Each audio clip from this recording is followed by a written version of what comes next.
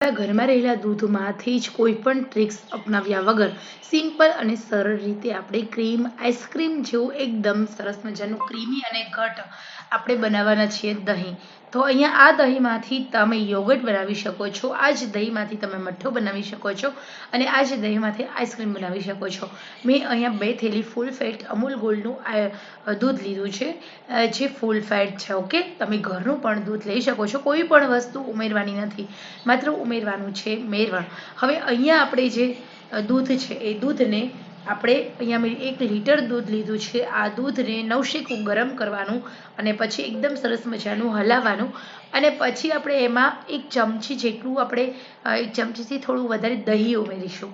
તો આ જે દહીં છે એ આપણા ઘરમાં મેરવણનું દહીં હોય નહીં, તો તમારે અમૂલનો જે ડબ્બો આવે છે એ ડબ્બાનું દહીં લેવાનું. પરંતુ જો અમૂલની જે કોથળી આવે છે એનું દહીં લેશો તો એ દહીંમાંથી દહીં બરોબર જામતું નથી.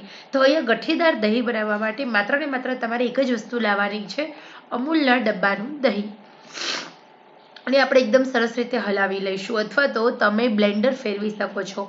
તો એક બ્લેન્ડરનો આંટો ફેરવી દો ઉપર ફીણ આવે એ રીતે, એટલે તમારું દહીં એકદમ સરસ ગઠ્ઠાદાર બને છે. તો અહીંયા તમારે બ્લેન્ડર ન ફેરવવો હોય તો તમે ચમચામાંથી મદદથી એકદમ હલાવી લો, અથવા તો ઝેણીની મદદથી હલાવી લો, એટલે દૂધના કણમાં મેરવણ મિક્સ થઈ જશે અને પછી ઢાંકીને મૂકી દેવાનું છે. 4થી 5 કલાક આમ જ રહેવા દેવાનું છે રસોડામાં, કોઈ પણ એક ખૂણામાં જ્યાં ગરમી વધારે આવતી હોય. 5 કલાક પછી આપણે જોઈએ તો સરસ મજાનું આપણું દહીં એકદમ સરસ મજાનું જામી ગયું છે. તો આ જ રીતે આપણે દહીં બનાવવાની પ્રોસેસ કરવાની છે, સિમ્પલ અને સરળ રીતે. ચલો હવે આપણે આઉટપુટ જોઈએ. તો આઉટપુટ જોવા માટે તૈયાર થયેલા દહીંને આપણે જોઈએ તો એકદમ સરસ મજાનું દહીં બની ગયું છે, એકદમ ગઠ્ઠાદાર છે, પાણી બિલકુલ છૂટું નથી પડ્યું, માત્ર મેરવણ ઉમેરી હલાવવાની જ ખૂબી છે. તમે ચપ્પાથી ચાહો એ રીતે એકદમ આઈસ્ક્રીમ જેવું ક્રીમી અને ઘટ્ટ દહીં બનીને રેડી થયું છે, જોઈ શકો છો અહીંયા. તો આ જ દહીં હોય એમાંથી કપડામાં પાણીનો ભાગ નિતારી લો, એટલે તમે આઈસ્ક્રીમ મઠ્ઠો અને યોગર્ટ બનાવી શકો છો. અને આ જ દહીંમાંથી તમે લસ્સી પણ બનાવી શકો છો અને આ જ દહીંમાંથી તમે છાશ પણ બનાવી શકો છો.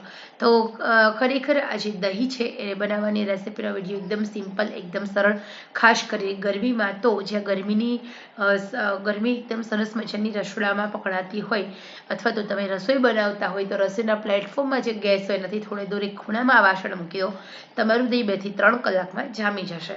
તો ખરેખર આ દહીં બનાવવાની રેસીપી પસંદ આવી હોય તો ચોક્કસ પણ તમે પણ ઘરે આવી રીતે દહીં